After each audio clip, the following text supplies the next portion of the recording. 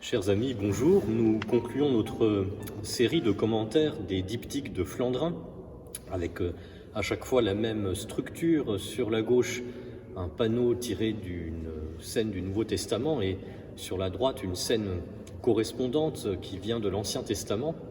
Et le dernier diptyque que nous voyons aujourd'hui est de facture un peu différente. Sur la gauche, nous reconnaissons bien entendu l'ascension du Seigneur Jésus. Nous voyons la partie inférieure du corps de Jésus. Il est en train de s'élever au plus haut des cieux et pour s'asseoir à la droite du Père. Et puis il y a la Sainte Vierge et les apôtres qui sont en bas sur la terre et qui le regardent s'élever. C'est l'épisode que saint Luc nous raconte à la fin de son évangile et de manière plus détaillée au début des Actes des Apôtres. Mais ce qui est plus original, c'est la scène de droite, un peu énigmatique. Il y a certains éléments qui évoquent l'Apocalypse. Nous reconnaissons deux anges, nous reconnaissons aussi un livre de vie posé sur une pièce de mobilier.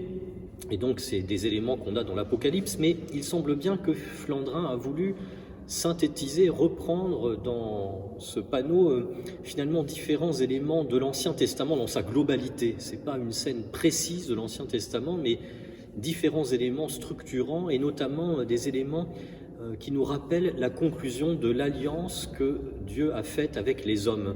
Vous reconnaissez dans la mandorle, le bord de la mandorle, en fait, c'est un arc-en-ciel et ça nous évoque la conclusion de la toute première alliance de Dieu avec Noé, avec toute l'humanité.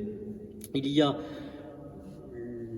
en dessous du livre de vie cette pièce de mobilier un peu difficile à identifier. Il semble quand même que c'est l'arche d'alliance et les deux anges qui encadrent ce meuble, cette arche d'alliance, évoquent les deux chérubins qu'il y avait autour de l'arche d'alliance et qui servaient de trône à Dieu, notamment dans le Saint des Saints, au temple de Jérusalem. Et puis au-dessus de cette arche, il y a le livre de vie, un livre qui apparaît déjà dans la Torah, dans le livre de l'Exode, qui est le livre où sont inscrits les noms de ceux qui auront part à la vie divine pour l'éternité. Mais ce qui est très remarquable dans ce tableau, c'est qu'il y a ces éléments de l'Ancien Testament qui évoquent l'alliance avec Noé, l'alliance avec Moïse et l'arche d'alliance. Et donc toutes ces alliances que Dieu a nouées avec l'humanité et son peuple Israël dans l'Ancien Testament, mais on reconnaît aussi clairement la croix de Jésus et dans les mains des anges les instruments de la passion.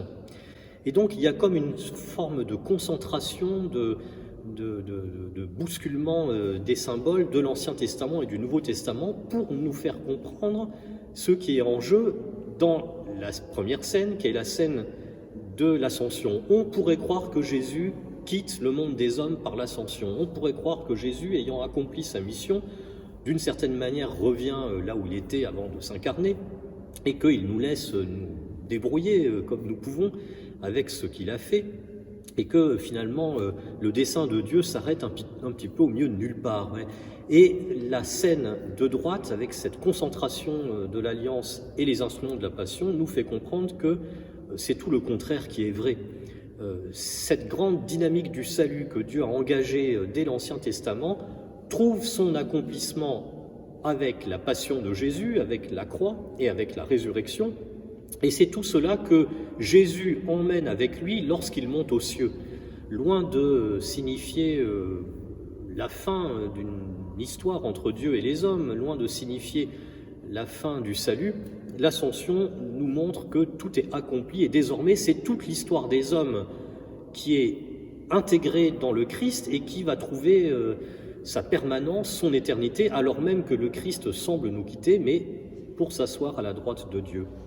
Eh bien, que cette richesse scripturaire de ce tableau, de ce dernier diptyque, puisse nourrir notre méditation et notre prière en ces jours qui nous se rapprochent de la Passion et que nous soyons raffermis dans notre foi. Pour notre part, nous vous disons au revoir, temporairement au revoir, puisque cette série de tableaux va s'arrêter, mais il y aura encore une ultime vidéo qui vous sera proposée demain par le Père Thibault.